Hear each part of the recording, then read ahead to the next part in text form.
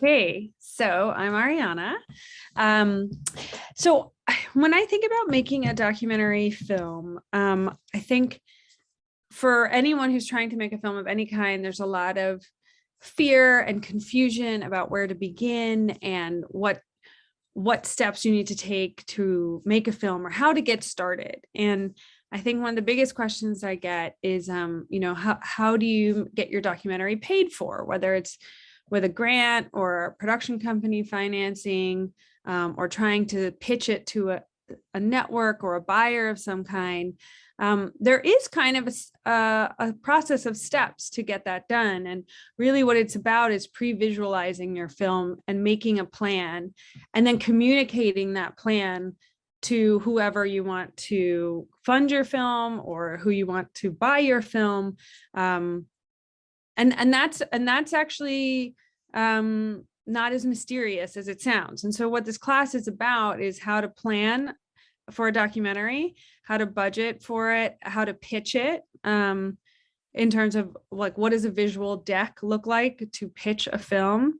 And I'm going to show you some examples. So anyway, so this class is really about the teaching, kind of going over and showing you examples of all of those steps. So planning, budgeting, talking about budgeting, obviously every project is different. So budgets are always different per project, but I've also kind of assembled a packet that we can distribute after the class, which gives some examples of budgets for different size projects. I also have a film that I recently completed, which is called The Bunker Boom, and that's on CNN Films. I worked on that all through the course of last year. I have the actual budget from that. I have the trailer, I have the story outline that I did for it. I have the interview questions that I asked, or, what I plan to ask. I have the shooting schedule, everything I did for that. So that's really the case study that I'm going to kind of refer to a lot. I'm going to show you guys the trailer for it as well. It's 60 seconds. So just to give you an idea, and that can show you exactly all these steps that I'm talking about. Okay, these are the real documents that I use. This is the real budget. This is the real gear list that we used. This is what it cost. And this is all the pre-planning that I did.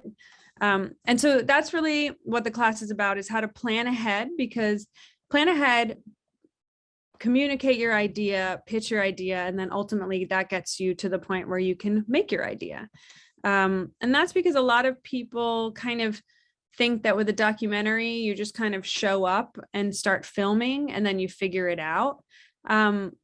That's a hard, long, and expensive way to make a documentary. So if you have endless resources, you can just sort of show up and, shoot forever and figure out a story as you go. And it can take, however long it might take. But for most people, for most any project that someone else is going to pay for, if it's like a network like CNN or something like that, they won't give you an endless amount of money. They won't give you an endless amount of time to film it. So you have to be able to plan and figure out, how can I shoot a story that works, has a beginning, middle, and end, has a story arc in the amount of time that they're giving me and the amount of money that they're giving me to do this. And so I kind of this class is kind of about dispelling the idea that you just like wing a documentary or you just sort of figure it out in the moment. If you get hired professionally to make films, you have to plan everything, just as you do in scripted filmmaking. It's really quite similar in documentary filmmaking. The only difference is you can't be sure that any of the things you're planning will go according to plan or will happen as you imagine they're going to happen. And there will always be changes because it's documentary. You're filming real people or real events. And so things will always change. So basically your job is just harder in that way. So you can't predict things. You have to be more flexible. But what makes you able to be flexible is if you have a strong plan from the beginning, and then you're able to adapt once conditions change on the field, in the field. So accordingly, first things first, planning, whether doc or scripted. So I'm sure some students are coming from also a narrative or scripted background. In scripted background, you would you would make a shot list, you would be timing your schedule according to your shot list, and you'd be planning out each day. Let's say it's a 15-day shoot, you would have each day planned down to the shot with allotted times. Now, for a documentary, I even do something that's a bit similar to that. So let's say I know again, I'm going to reference this film, The Bunker Boom. We shot for about, I think, 6 days or 7 days. And I planned every day. Now, things changed when I got there and I had to adapt, but I had planned out a shooting schedule where every day was accounted for and every hour was accounted for. So I'm going to kind of, I'm going to share my screen. I'm going to show you guys the first 60 seconds of this film. It's called The Bunker Boom. So that'll give you an example of what I'm talking about. And then I'm going to show you the steps to how I got to making that film. So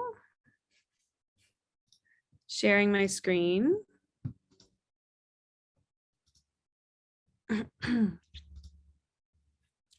So this is a film that came out this year. And this is the first minute, which is also a trailer for the film.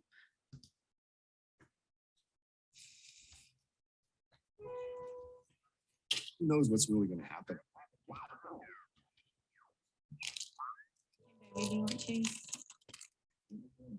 I don't think that you're going to wake up the next morning and there's going to be chaos. It's going to be a gradual, slow thing. You're going to say, holy crap, look what this world is doing. And I'm out here in the middle of nowhere trying to avoid it. If worst comes to worst, I'll lock us in this bunker. There's a foot thick of concrete and 4 feet of dirt. We're in a steel bunker, rebar reinforced. This thing is designed for blast.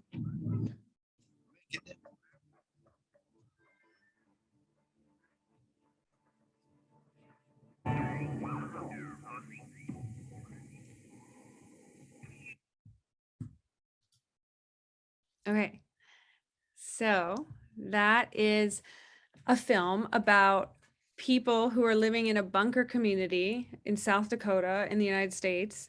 When I was essentially assigned this project, or they came to me with a very rough idea of can we do a project about people in moving into bunkers, right? So I had to find a bunker community. I had to contact these people, secure the ability to film with them. I had to plan, okay, I have about $115,000 for everything, all included. So paying and hiring all crew, figure out how many days I can shoot for that amount of money, how much equipment I can get, and plan out my story and pitch that story to the network beforehand. So before I even went to shoot, I had to pitch what would this story be like and feel like. And all I had to go on were phone calls with the subjects and pictures, some pictures of the area that I got from researching online. And so what I did is with a certain amount of information, which is with all documentary, you try to research as much as possible. You try to talk to characters as much as possible, but I wasn't able or allowed to talk to these people very much. And so I had to do a lot of conjecture, basically. And nonetheless, I came up with an outline that I pitched to the network. And I'm going to show you guys.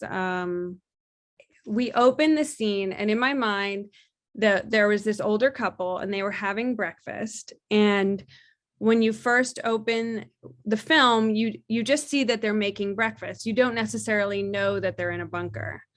And that is actually what we went and shot. That's actually how I edited. As you can see in that first 60 seconds of the film, you see it, the opening shot is like sausage on a pan.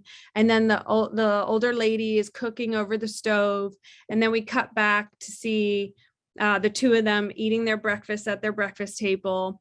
And then my idea, even before I went there, was to cut between a series of locked off portraits of each family, and which is what I did in the film ultimately, as well as I made sure when I went there to shoot these scenes as I had imagined, something to give this give the edit the feel of what I had imagined, so that what I wanted to do is give the audience a sense of, these are these worlds that they're living in their individual bunkers. We cut between these individual bunkers, and then we start cutting to the exterior shots where you see a couple of bunkers and then a dozen bunkers and then hundreds of bunkers.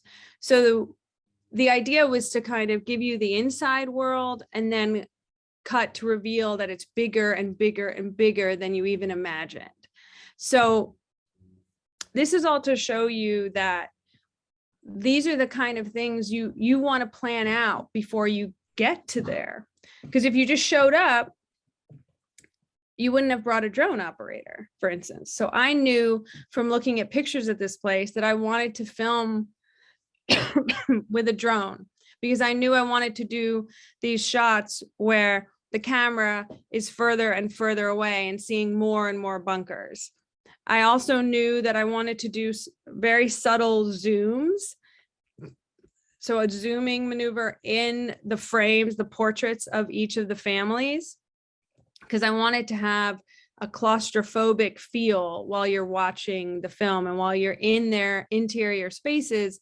I wanted to, as a stylistic choice, I wanted to have a slight zoom effect so that you're feeling their space kind of get smaller and smaller. So these are all things that I thought about before even going to the community as stylistic choices of how I wanted the film to look and feel. And that's all things that I came up with beforehand. And that is how I planned to shoot the film. So going back to what I was talking about earlier about planning, it's also that informs, okay, what's your gear package? Okay, now I know I'm going to want zoom lenses. I know that I'm going to want a drone, and I know I'm going to need it for 1 or 2 days. You know, these are the kind of things, this is how you make a budget. This is how you make a schedule. This is how you start to plan out your shoot. So it can feel very intimidating before you start to envision what your film will look like. Well, how do I know how much it's going to cost? How do I know how many days I'm going to need to be there?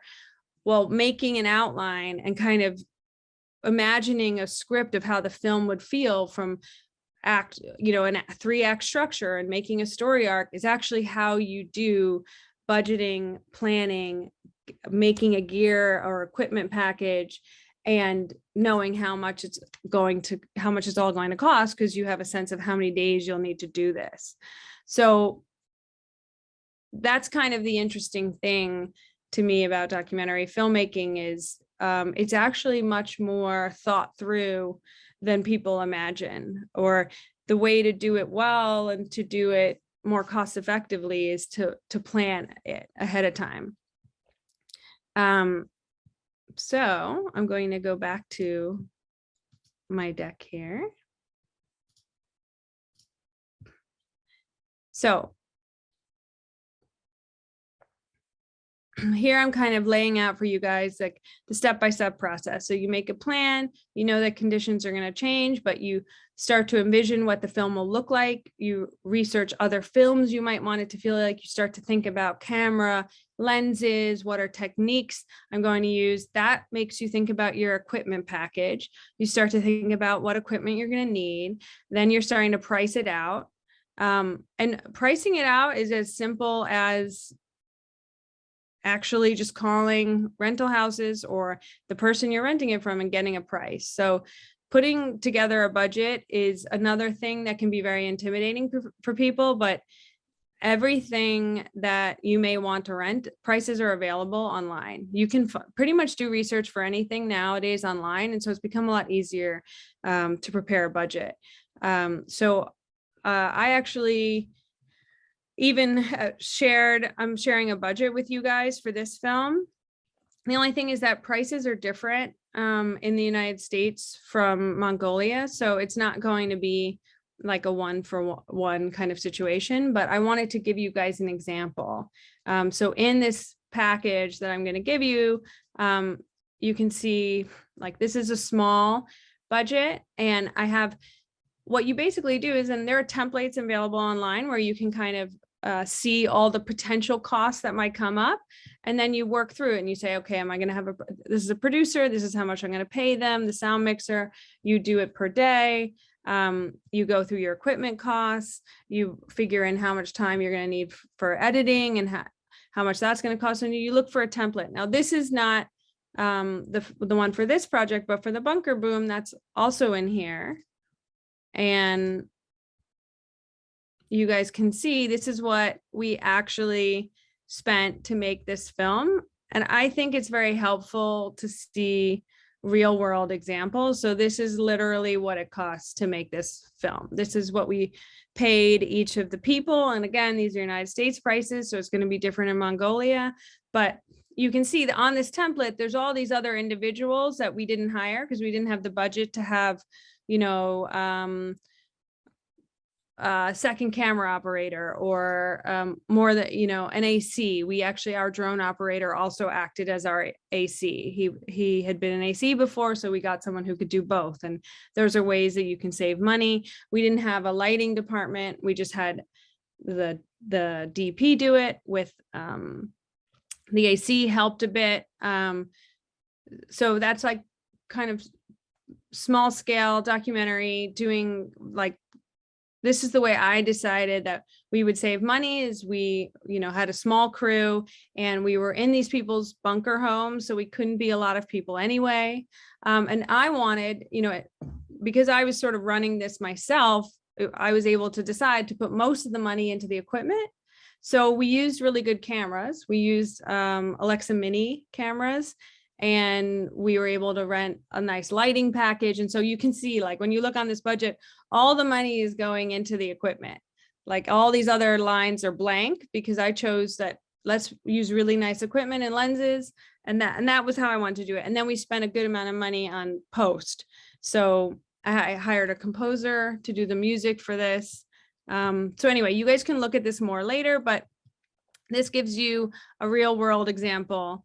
And I think it's good to know how much things actually cost to make. Now, my first films, when I was doing a film for, you know, the first films I did for the New York Times, we probably spent $2,000 total. So you can make a film with very little money, or you can get money from a network. Like I wouldn't have spent this money to make this film myself, but this was the money that CNN paid for to make this. But obviously you can make documentaries with very little money. And some of the other films I've made, and I include a link here to some of my other films, is like I made a film called Unadopted, which is in here about young people in the United States who, once they become teenagers, who often don't get adopted. And I shot that film myself. I used my own camera, all my own microphones, equipment. We spent very little to make that. I think the whole thing was $8,000, something like that. Again, different prices in Mongolia, but you can scale up or scale down. You know, when you're scaling down, you're doing more of the work yourself. And when you're scaling up, you can spend more of it on equipment or hiring, you know, specialized technicians to be the cinematographer and the sound mixer. Okay, so back to kind of the overview. I showed you the story outline for that film. That was, you know, my first pre-visualization to how to make the film, what the film would look and feel like.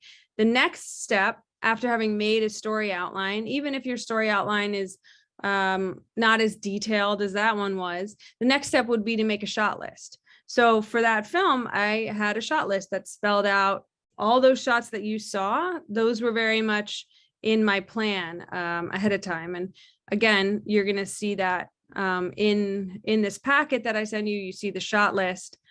And you can see on here, everything is scheduled out by bunker interiors. And I'm showing you the shot list right now. Bunker exteriors.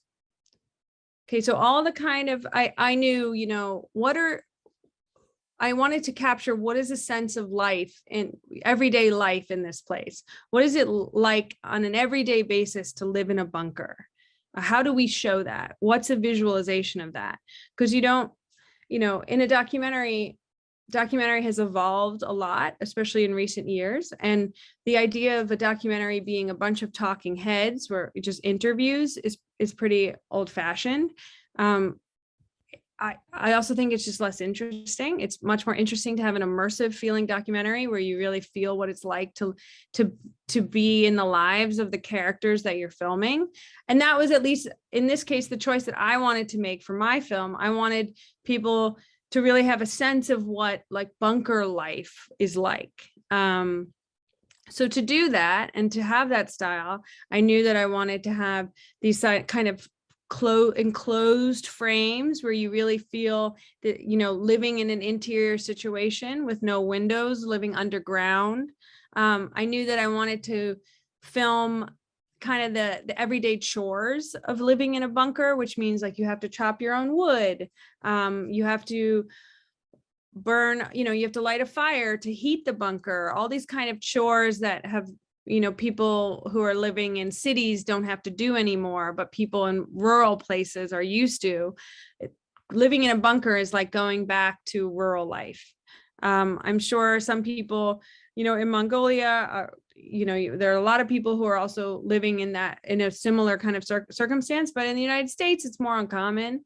There are rural areas, obviously, but you know, most people live on the electrical grid. And so in the United States, this is an unusual circumstance that these people have chosen to live this way. So I wanted to show that to the audience and really give them a feel for it. So all of these things are in the shot list, including even kind of the more atmospheric stuff. Of, you know, wide open skies. What's it like to live in a very rural place? Do you see, you know, animals, rabbits running in the field and this kind of thing?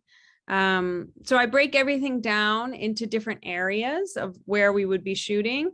And then I break it down by day into hours. So 12-hour days, breaking all of that down by day. And you can see all of this. So again, just to remind you, a documentary is really, you're not winging it, you're really planning it out. And of course, when I got there, you know, everything changed. Some of the people weren't there that said they were going to be there and had to reconfigure everything. But I knew I had everything written out. I had everything, you know, I had a good solid plan. So I was able to adapt and then, you know, move things around to shoot them in a different order. Okay, so the next thing is the schedule. And I showed you, I had the schedule built out. I had my interview questions, and I'm going to go into interview questions a little bit later because it's kind of its own topic. The gear list package, I also included in here so that you can see the actual equipment that we used on this film. I think we can do so again. I'll come back to gear.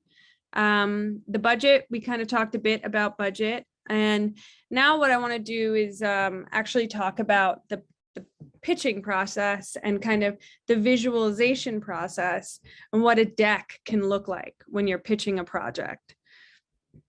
I also wanted to give you some tips about what a deck should look like. So I think I'll show you first, and then we can kind of go through and identify how you're actually, how you're seeing what the tips are. So the first deck I want to show you is, it's for a show called Pandemic. This was a show that I worked on. I directed some of the episodes of it. It's on Netflix. I think this is a very good example of a deck.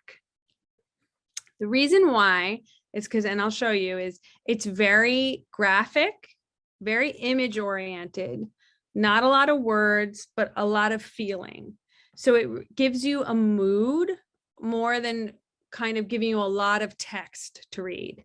So you're getting a feel. It's kind of, it looks very serious, a bit severe. There's an intensity. You're getting drama from this. You're seeing tension in people's eyes, chaos. This is a show about the possibility of a global influenza pandemic occurring. And so this deck really communicates the trouble that, you know, this sort of drama and trouble and intensity. And then it goes into possible characters. And then it kind of talks about what could come in future seasons. And then there's a wrap up at the end, talks about where the future seasons could go. So I want to kind of run you through tips. So what a pitch deck does is it gives whoever you're trying to pitch your idea to, which, maybe you're not pitching to a network, maybe you're not pitching to a buyer, but maybe you're trying to fundraise. Like, who has money to make films themselves, right? Who has all the money to make a film themselves? Usually you have to get some money from someone else. Maybe it's a nonprofit or a government fund that funds filmmaking. When you do that, you have to communicate your ideas, and you either have to do it with text, but usually it's better done, and most entities prefer a visual deck. So what you're trying to do in the deck is give people a visual sense of what the film will feel like to watch, whether it's a film or series. And so the basic tips for that are having a lot of images, not too much text, putting any relevant, like these are the tips that I go over here, putting relevant credits on the top page. Like if you've made something else that's had some attention, you say from the, director of X comes Y. Same thing if you have a producer or a DP with a name. The next page, the second page, is the log line. And that's like a one sentence that tells you, what is this film or what is this series about? Very simple terms. And then you go into story and topic, and then a couple pages for characters. Then you can have image, entire pages that are images with a couple of quotes that are sprinkled in. That can be quotes from characters to give you an idea of what's the kind of, feeling, dialogue we're going to hear. Again, and it's a way to communicate that without having too much text explaining the story. Going into style, maybe you do a bio about yourself. And then as they did in the pandemic deck, they talk about what could future seasons be like. So they say here, it could be storms or floods. What are other kinds of pandemics? And that's like a very, a simple but effective deck. So again, like it's like mood, a nice graphic image gives you an idea. Oh, this is a drone shot, it looks kind of cool, looks kind of interesting. And it says second page right away, from the team that made Code Black. So as in those tips, they like put their credit right at the top, giving you a sense of like, this is a team that knows how to do this type of project. Then kind of a log line, you're spending a year in the trenches with the people determined to save us. That's their log line. So spend a year in the trenches with the medical workers on the front lines of the influenza pandemic. Something to that effect, like something dramatic, kind of captures your attention. There again, this is an attention grabbing line. As the influenza season looms, approaches, and crashes, from racing to prepare a community to the arrival of the first strains. So each line has its own graphic to the chaos of a major outbreak. And then you have this slide of chaos in the operating room or an emergency room, an outbreak that has already begun halfway around the world. So it's very dramatic, and it's one sentence per page. Live their personal battles as the next flu season comes upon them. Then you see the faces of the potential characters. So it's like a virologist, a small town local doctor. This guy's a virologist. This woman is the director of a big city metro health district. So again, it's a very dynamic and intense kind of pitch. One sentence per page. There's not a lot to read. You're really just getting images and feeling, and then it gives you a little bio about each of these characters. So we're pitching the characters and also communicating to the network or buyer, like, we've contacted these characters, we know something about them. Again, this is what the show could feel like. These are the people you're going to meet in the show. A little bit of information about each one of them. and the stakes. Okay, so you can see here, this says Colleen Bridger. She's the director of San Antonio Metro Health District. She has 500 employees, so she's a big deal. She has a lot of people working under her. She oversees a dangerous pathogen lab. And she's hungry to prove herself as a national player. So that last sentence there is stakes, what we call stakes. Why do we care about this character? Why is her story potentially dramatic? Because she has something to prove. And she wants, that means that she's a character to watch. And so they're kind of doing that with each of these characters. Casey Smith, she's a nurse in Oklahoma. She has a 5-year-old son. So it's sort of a personal story. Middle of the night childcare is often the ER waiting room at a local hospital. So we're setting the stage that there's actually a lot more drama in this small town nurse's life than you'd imagine. And what are the stakes? She leads the charge when state budget cuts are threatening the town's flu preparedness. So we're positioning her as, kind of the person at the forefront of when there's a budget cuts. Like this comes down to it affects someone like her. So each of these people we're doing this for each of these characters. So I ended up filming with this woman, Dr. Holly Garacki, for several months in Oklahoma. She was the only ER doctor at this local hospital. And in this page here in this deck, we give a little backstory about her. What's her job right now? She's the only ER doctor. What's her backstory? She started college as a single mother, a teenage mother, but then finished medical school with a scholarship. So she's got an interesting and kind of amazing backstory. And then the stakes at the bottom is she's very devoted to trying to keep alive this last remaining hospital in this rural area. So again, and then it even says we have commitment is like her keyword. The lady above her, survival. This woman, respect. So we're kind of outlining this guy, redemption. What are each of these characters' storylines? So in a somewhat subtle way to the network, we're communicating to them, this is what each of these storylines this is what their stories feel like. This is what's at stake for them. And this is, kind of where the story is going to go throughout the course of the show. So they do that. And then this is a kind of a visual graphic that communicates to the network. This is how the episodes are going to feel. This is how they're going to, piece by piece. These are the different kind of acts in a multi-act structure of the series, and then it goes into where the series could go from there. So that's, I think, a really good and effective deck. And then I have a couple others that I want to show you guys.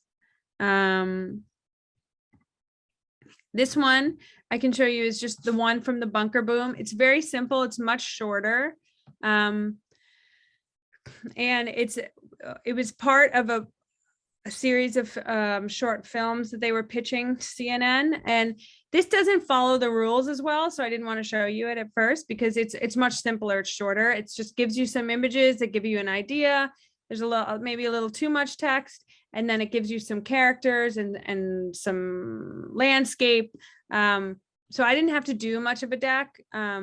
This was just like a short visual treatment. Sometimes you can just do a short visual treatment that just kind of gives you an idea of the visuals of the place. What does this look like? Who are some of the characters? What's some, kind of the visual storytelling, and that can be enough. But more often than not, you have to do a longer deck that really communicates more.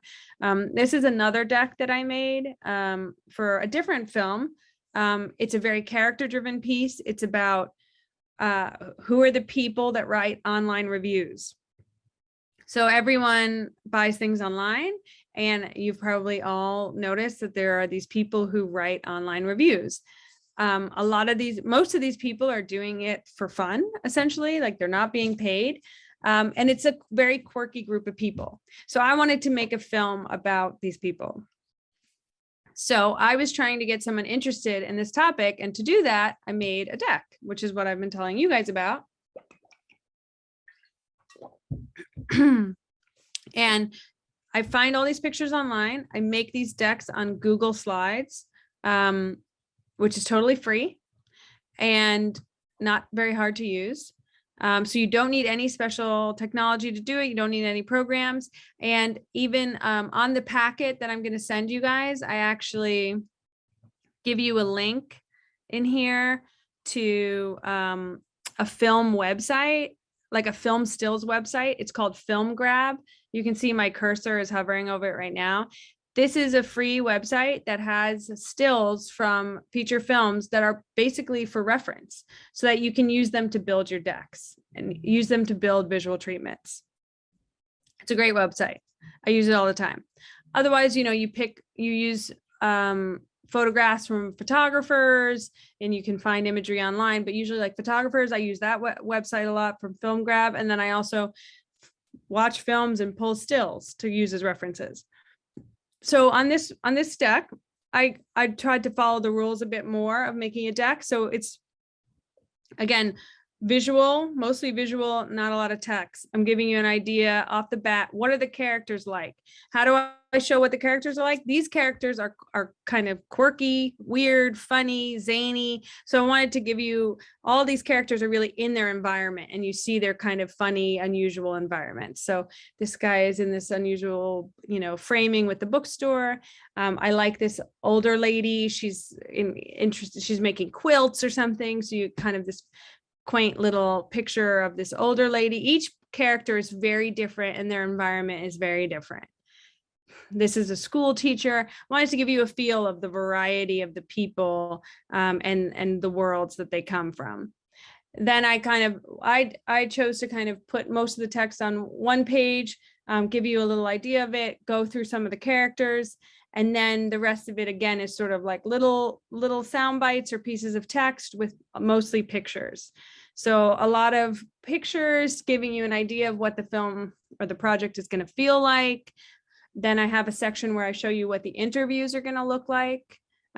So very, straightforward kind of direct eye contact interviews where you really feel connected to the characters. So I give you examples. These are stills pulled from other films that I love the look of this interview with this police officer. I love the old diner that she's in. I like the second angle. So you can always find the kind of, something similar to the look that you want to do. So I pulled these from other films. These stills right here are from a film on the New Yorker website. Those films are free to watch. You can pull stills from them. These are from various documentaries. I'm again giving you an idea of what the interviews feel like. Then I have a section which kind of tells you like the film is going to be a diary of their day. And so these stills portray a person going about their day, like waking up in the morning, going to this woman wearing her backpack, going to class. There's someone on a bicycle, a woman driving a car with her son on her shoulder. So really giving a sense of time passing through the day.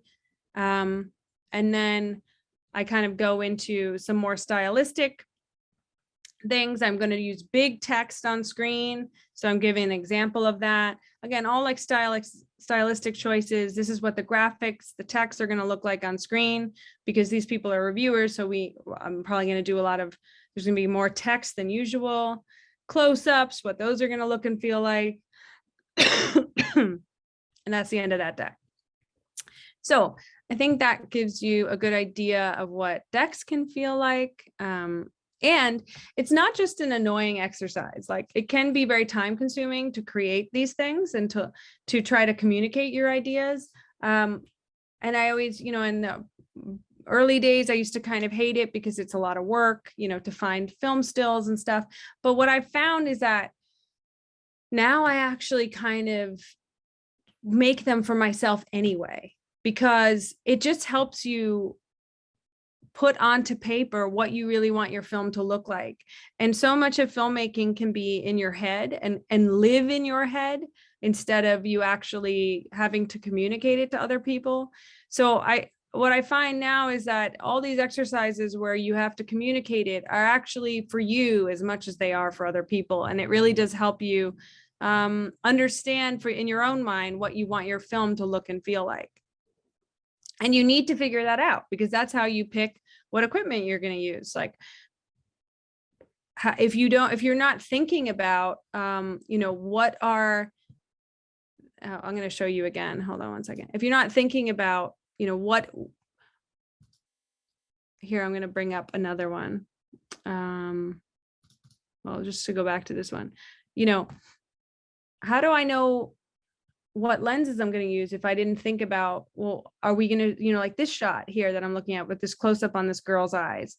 This is it's an unusual angle. It's very close. It might be a macro lens. It might be anamorphic. So it's like, you can see in this shot, it's like a very kind of faded look. There's flaring in the lens. And so you would work with your cinematographer, or if you're shooting it yourself, you might decide, oh, you know what, I'm going to try to use this old, vintage lenses that maybe there's a lot of Russian lenses that are from the 60s or 70s that can have like a very beautiful and unusual effect. You can get them cheaply.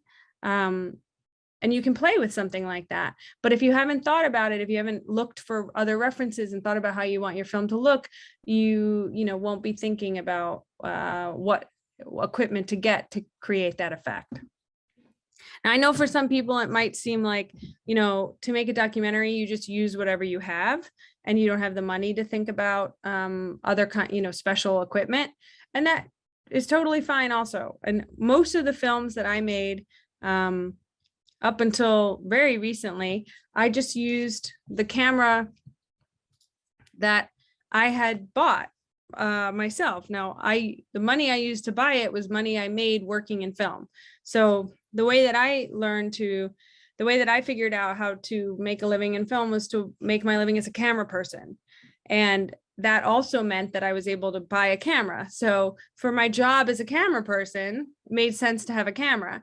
So the first thing I did is I bought the cheapest camera that I could get when I was young. When I got out of school, I bought a used camera. You can always buy a used camera. There's no reason not to, really. Buying a used camera is kind of like buying a used car. There's no reason to buy a new one, really. They just kind of lose value like very quickly. So you buy a used camera from someone or from a reputable website. And I talk about this in the equipment section. The same thing with like other types of equipment. You can buy used lenses, you can buy used sound equipment, but you want to make sure you buy it from a reputable source. As far as sound equipment, I wrote down in that packet that I gave you, I listed a place that's like a very reputable sound house in New York that can ship overseas, and you can buy used equipment from there, and they test all the equipment. So they refurbish it if it's not working, or they won't sell something that's not working.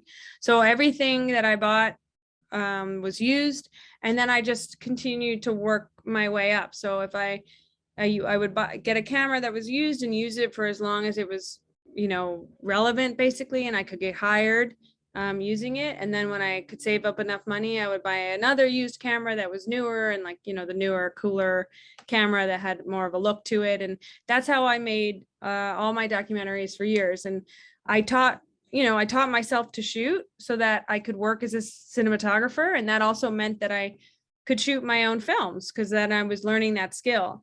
And for most people working in film, that's what I tell them to do, is to get a job working on set, to learn how to, you can apprentice, essentially like be an assistant. So I was a camera assistant.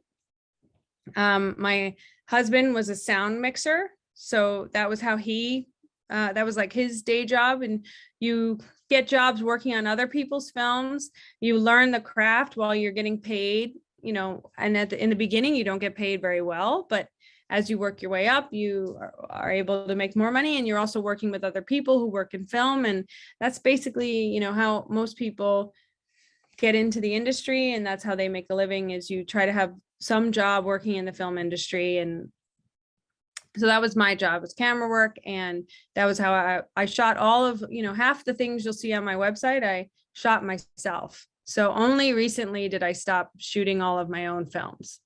Up until the last couple years, everything else I shot myself. I can even give you guys a quick example because I think examples are fun. I will show you something else that I shot even on a 5D camera, which is, you know, maybe people could kind of share in the chat like what cameras they're using, but if you remember, the 5D was a very small photography camera that essentially you know, it was just photo camera and photo lenses, and I was able to shoot an entire film on that. So I'm going to show you guys something that a trailer again that I shot on the 5D. I did the sound myself. I did all the camera work, you know, myself. So it was a crew of me, which can also, you can make a really interesting looking documentary. I love this film. I like the way it looks. Hopefully you can see and hear it.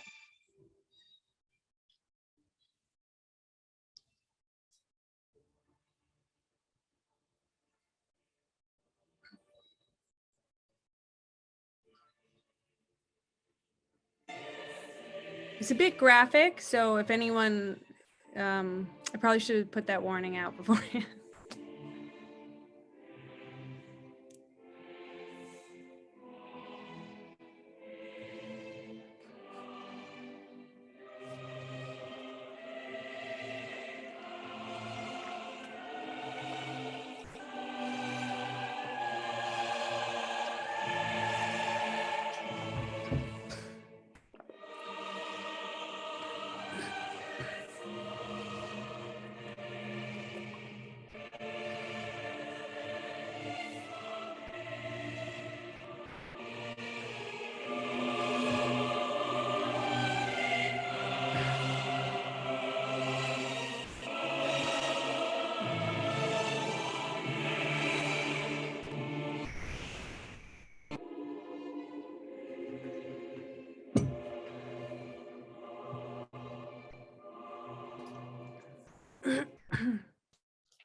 Okay, so again, I should have warned you guys that it's a graphic film, but too late.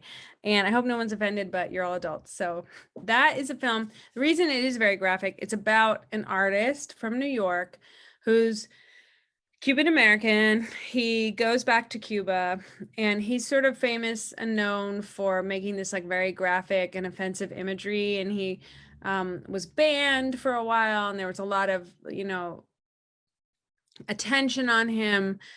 He was also kind of a dark personality and not a very nice person. And so the film, as you can see in the trailer, it has sort of a perspective, and you can see these shots where he's sort of paying women to model for him. And in making this film, I was very instrumental in kind of where the gaze of the camera is and observing his behavior in the film. So that's a big part of that film, and you can see it in the edit of that trailer too. But the primary reason I was showing that to you guys is, you know, it's a single person crew, so a one woman band, or, you know, and you can make a documentary with, you know, a handheld camera. It's a photo camera. I had just photo lenses. I had probably 3 lenses, or 2 primarily that I used, which was like a Canon 24-105 lens and a 50mm 1.4. So all of those portrait shots where you see the individuals kind of looking right at camera, those are just shot on the 50mm 1.4. I had no assistants or crew at all. So I would use reflector discs and I would reflect light into them, or, you know, use natural light and use the reflector discs as a screen. So it was just me and the director, who was my friend, and we just did the whole thing together. And then I was also recording sound at the same time. So I was miking people and then monitoring the sound through a little attachment that I put on that camera, which is called a Mix-Pre-D, but it's a little attachment that can go onto a photo camera and converts the input on the photo camera so that you can basically plug XLRs into the attachment. And so I ran 2 lavalier mics, one into the photographer and one on his wife most of the time. Or I had a shotgun on camera, a shotgun microphone on camera. And that's how I shot the whole film. I was there for over a month. I shot every day, all day long, just, by myself. And I think it's a really interesting film. I still really like the way it looks, even though it was shot on this very small camera. And the thing that I did to sort of make the look feel a little different, and you can see in that trailer, like it sort of has almost like a pastel effect, so Cuba is a very colorful country. Everything that's filmed in Cuba often kind of highlights the color and the intensity of the color. So I wanted to do something that kind of disturbed your sort of stereotype or cliche image of Cuba. And there was this free download that you could put on the 5D camera, the Canon 5D camera, which you can still put on it, which is a cinema profile. Which just sort of made the colors more pastel and less contrasty. So I chose to shoot the film that way. And so it has a little bit of a different look. And that was it, basically. So you can also do a film like that with like $0. We had basically, I got paid like very little money to do it, but I did it for the experience. I got a lot of practice working on it. And I also got to go to Cuba, which is a really interesting country to film in. And that can be a way that you, again, like learn how to make films. You work on, this was my friend's film, so I was working on her film. And I think I was, also working as a waitress to make money because I couldn't make enough money, just making films. So, obviously when you're young, you can do more of that and not make very much money and make the films that you want to make and experiment. So that's an example of how you can also make an entire film with almost no money. Okay, so back to kind of the main program here. We talked about pitching, we talked about making a deck. And now I think we could just go quickly over, I'll kind of quickly go over just gear and sound recording and lighting. So as I was, talking about how you can do a film on a very shoestring budget, the way to do a film on a shoestring budget is you still want to have a couple of very essential things, which is good microphones. I always would start, but kind of my essential sound kit is to have a good quality shotgun microphone and 2 lavalier microphones. So if you're recording sound yourself, you're probably using, and you're recording to camera, you're probably using a camera that has 2 audio channels, which means you can only have 2 microphones plugged in at the same time. So I would often shoot films this way, which would be, I would have a shotgun mic on camera, and then I would have a lavalier on a main character. I would always have another lavalier set in case you decide instead to mic 2 main characters and not use the shotgun mic. But this is a place where I would spend a little bit of extra money instead of getting a bad quality. You don't want to use a bad quality microphone because you're just going to have to re-record it later or fix it in post, but there's certain things you can never fix. So on this packet that I'm giving you, I actually wrote down the models, the microphone models that I recommend. And I also, which is I put on here a Rode NTG3 shotgun mic. That's kind of your starter shotgun mic, and then Sennheiser lavalier mic sets. And again, I put a link on here for the equipment house in New York that sells these microphones used, and you can get good quality, and you can be sure that these are good quality microphones from this rental house, not just rental house, they sell them as well. It's sales and rentals. So you can order them if you were going to order them. Or, you guys might be buying it from somewhere else, but just to let you know, you can buy it from there. You can also buy it from new from B&H in New York, which is where people all over the world buy equipment from, actually, because they tend to have the best prices. So anyway, but I also write the model numbers, because if you can get them somewhere else, maybe something similar, maybe you can buy something out of China, there's probably some other options, or buying those microphones out of China, that might be an option too, somewhere where there's a big production hub. So main point though, don't skimp, don't save money by getting bad quality microphones. People tend to focus on camera gear, and they sometimes neglect sound, but sound is much harder. You really can't fix it if it's done poorly, and you really don't have a film if you can't hear your characters. So people, an audience can forgive camera work sometimes, or something not looking that good, but if they can't hear it, then they're not identifying or connecting with the characters, and you really don't have a film. So in some ways, sound can almost be more important.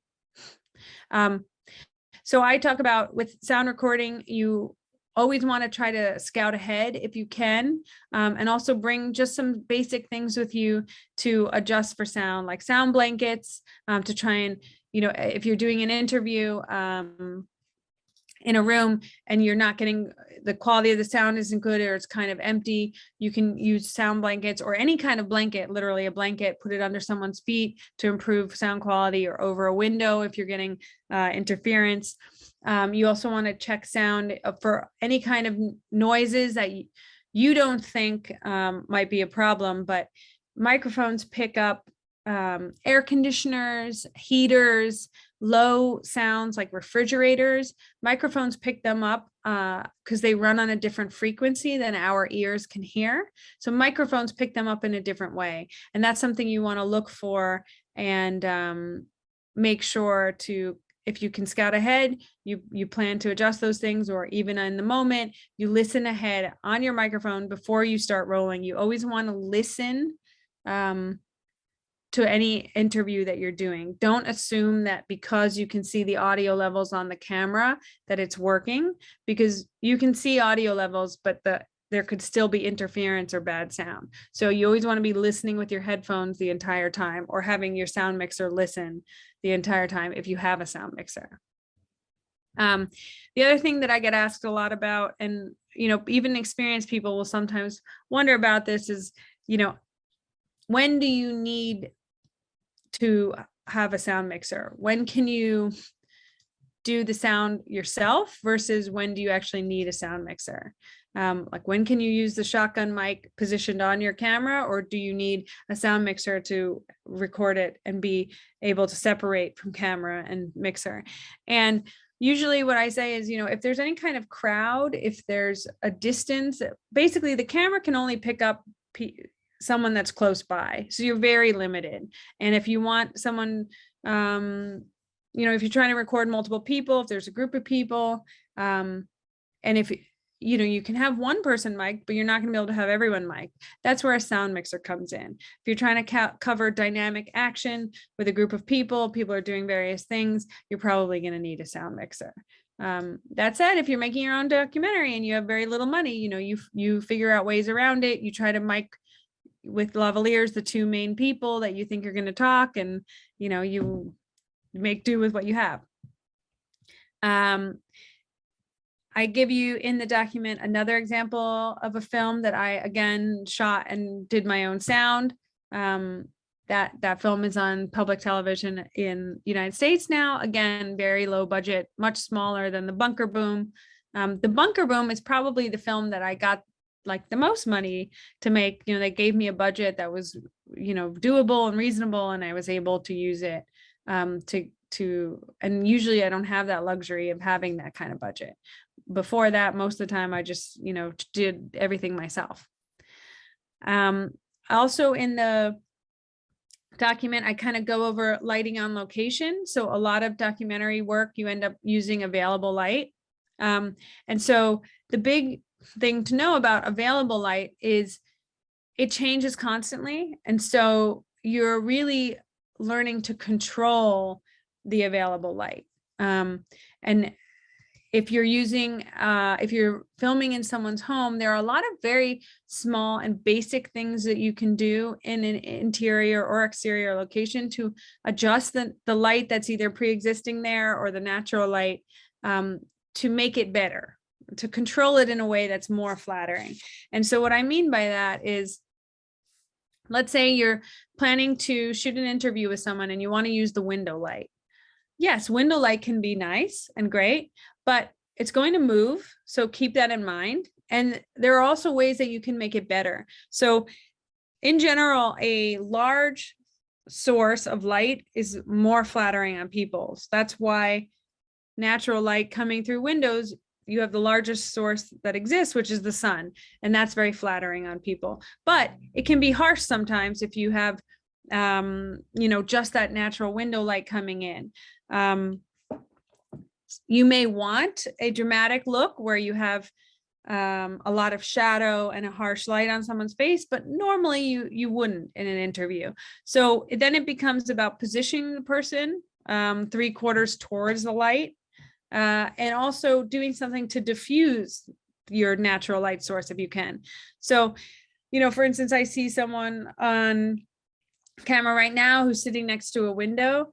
I can see the natural light hitting his face. Well, what you can do is you can actually do something as simple as putting a shower curtain up in front of a window, or putting a bed sheet in front of a window. Sounds kind of janky, but it works. The more that you can take a big light source and diffuse it, it can be like actually quite beautiful on a person's face and be a really great and easy lighting approach to doing an interview. So if you don't have money for lights, well, you scout ahead, you look at the space you're going to shoot in, when the light is going to be in a good position, and then you can use something really simple to diffuse it. And then you can do equally simple, use a bounce board or a reflector disc, which is a very cheap item. Bounce board is essentially a piece of white styrofoam that bounces light into a person. So you can take that window, you can position, you have a window here, kind of 3/4 on a person's face, and you take a bounce board and kind of reflect that light from the window into the bounce board. Then you have a fill. So the same thing that you would do with lights that you have to rent and pay money for, you can do with natural light. So you can take sources that already exist in the space and then balance them with a little bit of bounce board. And you can do a lot with nothing, basically. And that's a big part of documentary filmmaking, is kind of, walking into a room. And at this point, I walk into a room and that's the first thing I think about if I'm shooting is, okay, where are the windows in this room? How could I position someone? If I've got 2 windows, can I use one window as kind of a key source and then position the person? So like you can see windows behind me back there. Can I use that to do a little hair light or create a little separation from the background? So I'm going to position, like during the day, which right now it's night, but during the day, I position, even when I'm doing phone calls, I position myself in front of a window that's sort of my key light. And then I have a little backlight, and it's just the same as the way that I would be thinking about an interview. And that's the same thing you can do whenever you go into a location that you're going to shoot in. You position a person so that you're using those sources, and then you control them. So if this window behind me, let's say this was daytime, I was using this as a hair light to separate the person, I would probably knock that down or cut it in half. So I would block out part of it and use only a small portion of it, because I wouldn't want my backlight to be overpowering my key light. Okay. So again, simple things you can do. You can put a piece of cardboard in front of it, or, in film language, we would use a black flag is what it's called, but you don't have to rent that. If you don't have the money, you can get something just dark and solid to block off light. Another easy thing to do is we use black wrap. So let's say you're shooting inside in a room, and more often than not, the thing that's the biggest problem is you're shooting in an interior and they have very unattractive lights. So they have fluorescent lights that don't look good on someone, or there's fluorescent lights all overhead, and they give bad shadows on a person's face. So in general, if you're, let's say, a lot of interiors, there'll be these sort of ugly overhead lights that are fluorescent. They're not a good color, and they're also not a good angle. So they create deep shadows. what I always do is I bring what we call a black wrap. It's essentially aluminum foil, but it's black. And it's not, it's heat proof, so it won't get hot. But if you really don't have, if you don't have the money for black wrap, you can use aluminum foil. You cover lights that don't look good. So if you're going to film in someone's house or a kitchen, let's say, and there's bad lighting, and you don't really have, maybe you just have like a small key light to light them. Well, you can knock out the lights that aren't working for you. You can turn those lights off. That's the thing we do most often when we walk into a new situation is I often turn off the lights that the person has in their place because they don't look good. And then I'll bring in, even if it's a small light of my own, or I move their lights, or I control them in some way by blocking them or bringing color temperature gels. So because I shot by myself for so many years, I would have this kit of stuff that I would bring, and it would be color temperature gels. So blue and orange gels to change the color temperature of lights, or pink, magenta, if there are fluorescent lights. So fluorescent lights have a green spike, what's called a green spike, and you put pink color temperature gels over that to adjust for that. I would bring a few color temperature gels. I would bring some diffusion. I would bring a large sized diffusion cloth, and I would bring black wrap. And it's a very simple way to kind of have a little control over the shooting environments that you're shooting in. And you can make something that would look pretty terrible, actually pretty nice with very little. So that's kind of my how-to on sound and lighting. And I also, in the document that I'm going to give you guys, is I outline what was in my basic kit that I brought everywhere, which is like the diffusion, the color correction gels, some dimmers, which bring down the intensity of light, extension cords, these basic things. And I give you a couple references. So some places online where you can find free lighting diagrams and get a sense for how other people are lighting in their films. There are often case studies that you can find online.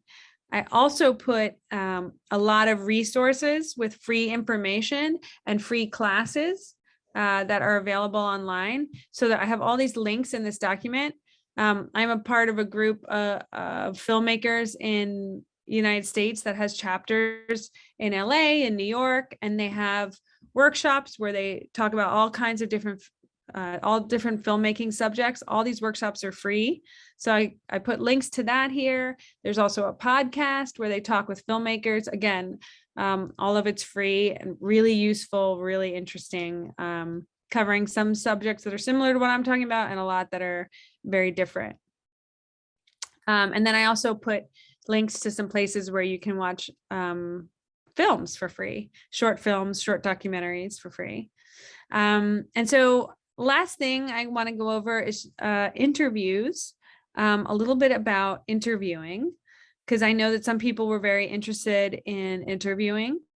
I have some interview techniques that I have kind of learned over the years. And then I also got some tips from a colleague of mine who's a reporter for NPR, which is a very respected national news source here in the United States. And I think her tips are great too. So I put them in my document, but I'll go over them just a little bit because obviously this document is in English and it's going to take a little time to translate. So one of the first things that I talk about or that I put in my kind of tip section on interviewing is there are many different ways to ask a question. And so when I plan out my interview questions, I even write like 3 alternate ways of asking a question. So like, for example, on the bunker boom, one of my questions was, where did you start on day 1? Now, sometimes someone might give you a not very good answer to that. They might say, oh, I don't remember. So I have 3 different ways of asking that. I have a different version, which is, was it overwhelming on day 1? Well, that could still result in a not useful answer. Maybe they just say yes or no. So then another way of saying it is, describe day 1 for me. Describe asking someone to describe something is a great way to get them, to force them to elaborate. So a big problem that can happen in interviews is that people are nervous, they're uncomfortable, and they sort of freeze up, and the answers are not forthcoming. But what you need is for them to be very descriptive, and that's the material that you're going to use. You need a lot of information from them. So what I find and what I've learned over the years of interviewing, and also from other interviewers, is forcing people into using descriptive language by changing the style of your question. So if you're not getting an answer that you want, you have to try it a different way. So you prepare a lot of questions, but you also prepare alternate ways of asking, alternate ways of speaking, and you have to be prepared to kind of adjust your style. And on that note, not to be married to your questions. So not get stuck. Another mistake I see often is people get stuck kind of on their questions and what they thought they were going to be asking, and they have a hard time being spontaneous. But the most important thing, I think, with an interview is to sort of have a flow with the person you're talking to. And so if they're going in a different direction, you want to follow the direction they're going in so that they are not reminded of their self-consciousness. You want them to keep talking, basically. So if they start talking about a topic that you plan to talk about way later, you have to run with them. You have to follow them with the topic, and you just have to remember to come back to your questions later. So you have to be very spontaneous, sensitive, intuitive, and a really good listener. Ideally, when you're doing an interview, you're doing very little talking and they are doing all the talking. So you never want to interrupt someone. You really want to let them continue. And if anything, kind of shape the direction you're going in. So if they're not answering you in the way that you want or giving you the information you want, you might take something they're saying and try to shift it somewhere else or redirect it in a way, but without making them feel like they're being interrupted. Other things I like to do is I like to schedule my interview at the end of filming, or as close to the end as possible, so that I know more about the person and they know me better, so that they're more comfortable. It sounds obvious, but people forget to do it all the time, or don't think to do it, or you think I should get the interview out of the way. But really, it's better, the more you know someone, the more comfortable they will be.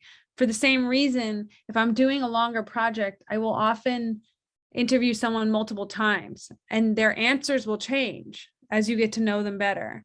So if you're doing a long-term project, you should plan to interview them periodically through the project. If you're filming for a year, you're going to interview them multiple times, and know that their memories can change, their answers will change, and their familiarity and comfort with you will change. So their answers will change as that happens.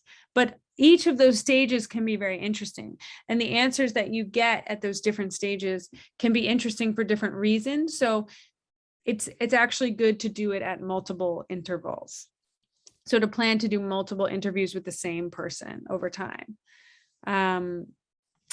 Another thing, if you're doing kind of more of a journalistic interview, or your piece is of a more journalistic nature, and you only have this one opportunity with the person, so you don't have another opportunity to film them or interview them, maybe you only have one shot. One thing you can do is to talk about something more general. First, you can start with asking general questions about their story or their version of the story that they want to tell, so that you put them in the most comfortable place first, and then you can get into kind of your questions that maybe burrow deeper, and maybe take them places they wouldn't be as comfortable at first. But you need to give them some time to work into it. For that same reason, I usually try to pre-interview people before I meet them. So I try to interview them over the phone, no matter what I'm doing. Even when I'm shooting a commercial, I try to talk to people ahead of time on the phone, and not just to get to know them, or to say hello. It's actually to try to test out questions. So I always do pre-interviews to test out my questions and see how they react to them. For instance, if you're doing something that's a sensitive subject matter, or you're not sure they're not sure they really want to do the interview. You're not sure how well the interview is going to go, something like that. Talking to them beforehand you can kind of dance around some of those questions and see how they respond, see what things sort of set them off or, displease them in a way, so that you can kind of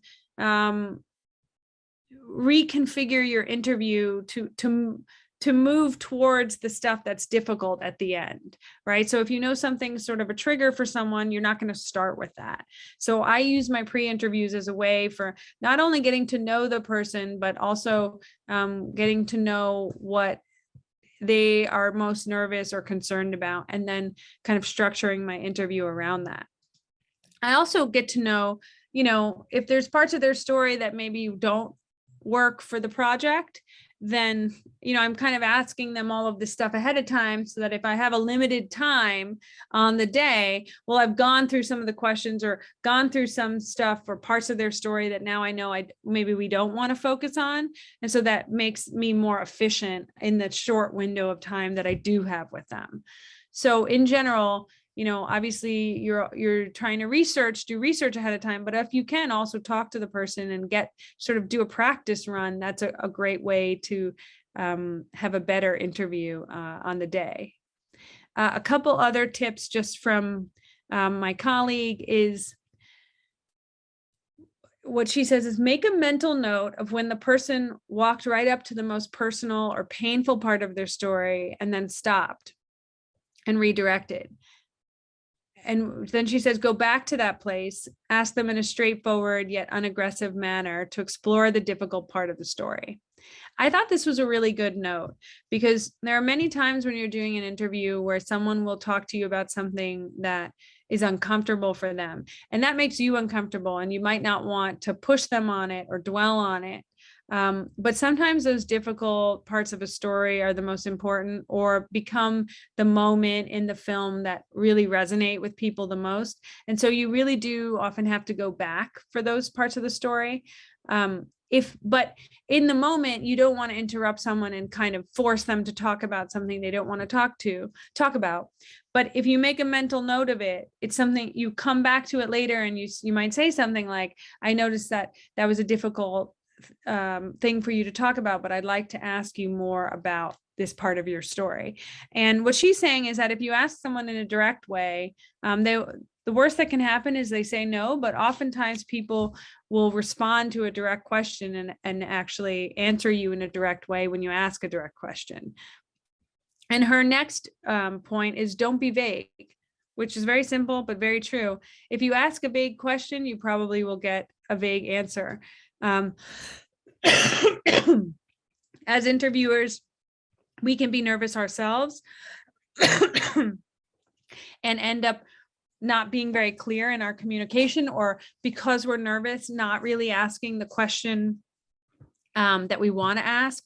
But it's very important to be direct and not be vague in your questions, because you won't get the answers that you're looking for if you don't. And again, the worst thing that can happen is someone says they don't want to answer your question, and that is fine, and you can be respectful of that. But I think most, people also understand that that's your job, is to be a journalist or an interviewer or a filmmaker, and they respect that you have to ask a question.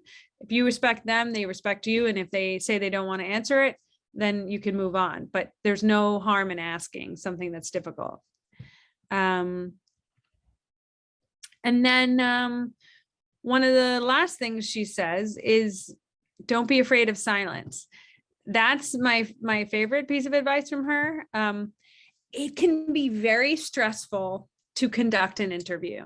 You're very concerned about will the person say something interesting? Will they say what I hope they would say? Will this be dynamic, interesting? Will they get to a difficult part of their story, or will they hold back? Oftentimes, if you don't rush to ask questions or give a follow-up, and you allow some silence, like literal actual silence, it's kind of similar to, the principles of a negotiation. If you sit with a little bit of silence, that will often sort of put the onus on the other person to continue telling their story and to continue talking. And I can't tell you how true this is. Like when I don't hurry to explain my question, or, you know, do a follow-up in some way, that silence will often allow the person to say more. And that can often be the most interesting thing that they say. So a lot of times when we ask a question, we feel self-conscious about our question and we'll sort of hurry to kind of try to over-explain it or re-explain it. The more that you can just ask a direct question and let it sit and wait for the person to answer, sometimes the better the answer will be.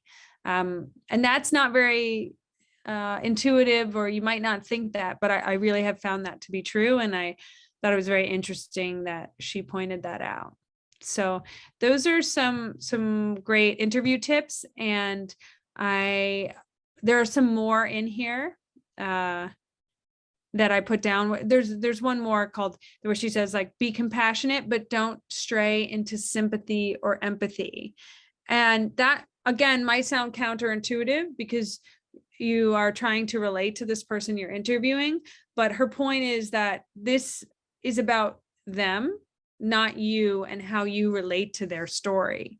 So that's an important thing to remember is you can be a kind and compassionate person, but interviewing is not about you as the interviewer. It's about and how you relate to their story. It's about trying to communicate their story to an audience. So you always need to be thinking not so much how you're processing the story, but how other people will process the story, and how will you edit this, and how will you shape it into a film. So you don't want to get too much into the territory of dwelling and a sympathetic reaction, because it can also make you not ask a good question or kind of respect their story in a way, because it's becoming too self-involved as the interviewer. So that's some interesting things to think about. And those tips are all in here and more. So this stuff is going to get passed to you guys after the class.